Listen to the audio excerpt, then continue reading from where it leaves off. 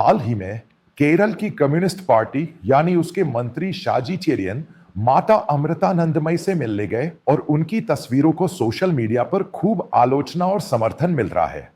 इसकी वजह communist party का यू टर्न है। इसका कारण अब समझ नहीं आ रहा है। इस कम्युनिस्ट पार्टी के लोग इसकी कड़ी आलोचना कर रहे हैं क्योंकि इनके समर्थक बुद्धिजीवी दूसरों की आलोचना करते हैं और यह उसी दिशा में जा रही है। अगर आप मुझसे पूछें तो मैं अब तक किसी भी दिव्य प्राणी या मानव देवता के दर्शन करने नहीं गया हूं क्योंकि मुझे पता है कि यह एक विश्वव्यापी घटना है।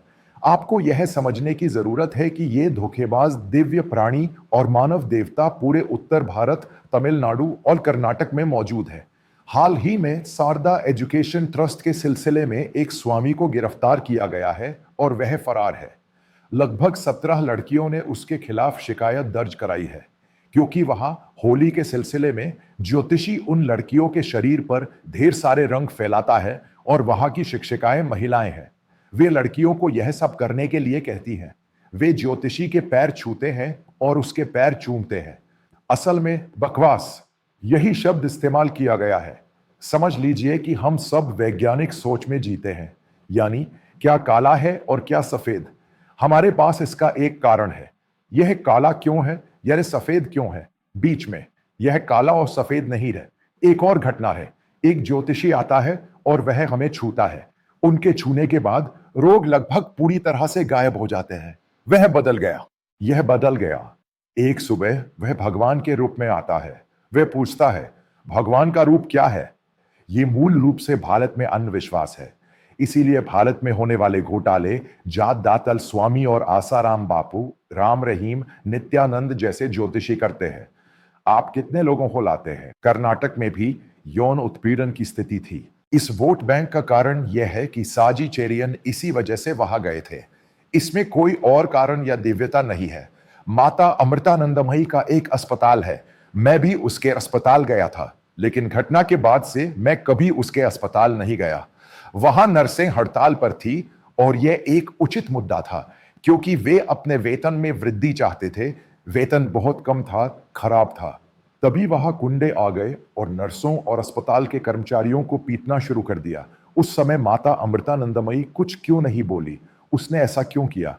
मैं आपको यकीन से बता सकता हूं कि माता अमृतानंदमयी एक साधारण महिला है। वे भगवान नहीं है। जो लोग उन्हें भगवान मानते हैं वे मूर्ख हैं। जो लोग भगवान को उठाकर घूमते हैं वे मूर्ख हैं। अज्ञानता दुनिया की सबसे बड़ी कमजोरी है।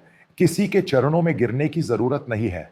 अगर आपके माता पिता भी गिर जाएं तो आपके गुरु इन दिव्य प्राणियों के चरणों में नहीं गिरेंगे। मैं फिर कहता हूं कि माता अमृतानंद एक साधारण महिला है। मैं उनकी दानशीलता और स्नेह का आभार मानता हूं। मैं आपको एक घटना बताता हूं। 4, 5, शायद 7 साल पहले जब मैं दिल्ली से कोच्चि जा रहा था तो लाउंज में मेरी मुलाकात एक फ्रांसीसी व्यक्ति से हुई।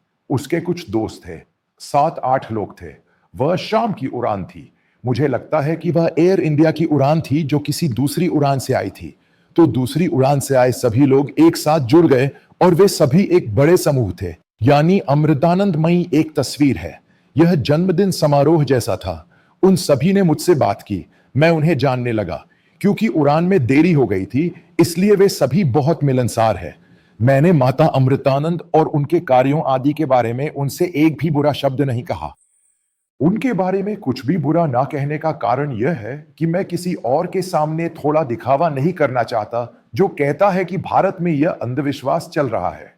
यही इसका सार है। कुछ जात तथ्य है। एक समय में दिल्ली के कई प्रमुख डॉक्टर, कई विद्वान, वैज्ञानिक और कई इंजीनियर माता अमृतानंदमयी के पास गए थे। एक और श्रीधरन सर है। वह उनमें विश्वास करते थे। मुझे नहीं पता कि अब उनमें भी वह विश्वास है या नहीं।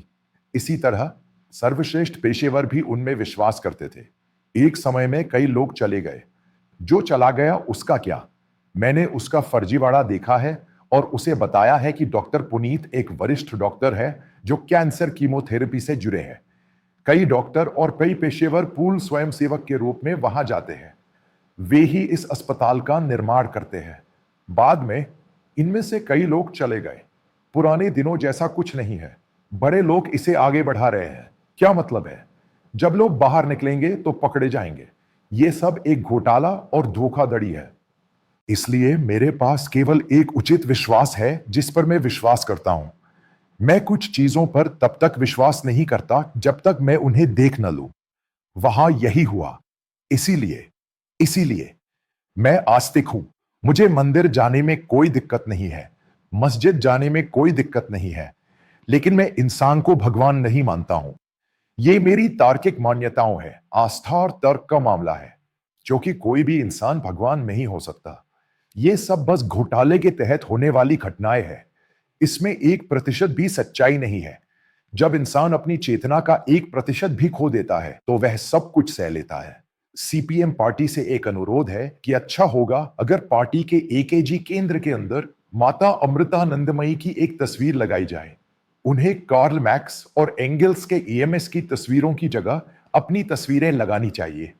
मैं मजाक में अपनी यह विनती कह रहा हूं, क्योंकि पार्टी के साथियों को यह समझना चाहिए, पार्टी में जो बदलाव आया है उसका मतलब है कि पार्टी की एक आस्था है और उसी से पार्टी अंधविश्वास की ओर जा रही है। लोगों को यह समझाएं। क्या यह आसान नहीं है? फिर जॉन बित्तास को छोड़कर आपने एक ऐसी महिला को इंटरव्यू दिया जो पहले अमेरिका में थी और वहां उनके आश्रम में थी, और उनके बारे में इतना घटिया इंटरव्यू दिया। कई मुद्दे हैं। मुझे पता है कि जब सुनामी आई थी, अब श्रीनिवासन कोल्लम जिले के कलेक्टर थे। हम अच्छे दोस्त थे। उन्होंने मुझे कुछ बताया था। एक कलेक्टर होने के नाते उन पर बहुत दबाव था। नौकरशाहों और दूसरे लोगों को जाकर इस माता अमृतानंदमयी को गले लगाना चाहिए। उन्होंने कहा, मैं बस तुम्हारा हाथ पकड़ रहा हूं, मैं ये पैर नहीं पकड़ लूंगा, क्योंकि वह नास्तिक थे, वह एक तर्कवादी थे। उन्होंने कहा, मैं किसी का पैर नहीं पकड़ सकता। गले लगाने जैसी कोई बात नहीं है। मुझे उन पर भरोसा नहीं है, क्योंकि उन्होंने कहा था कि मुझे अपने काम पर भरोसा है। मैं लोगों की सेवा करता हूं। वो एक अच्छे आईएएस अधिकारी थे।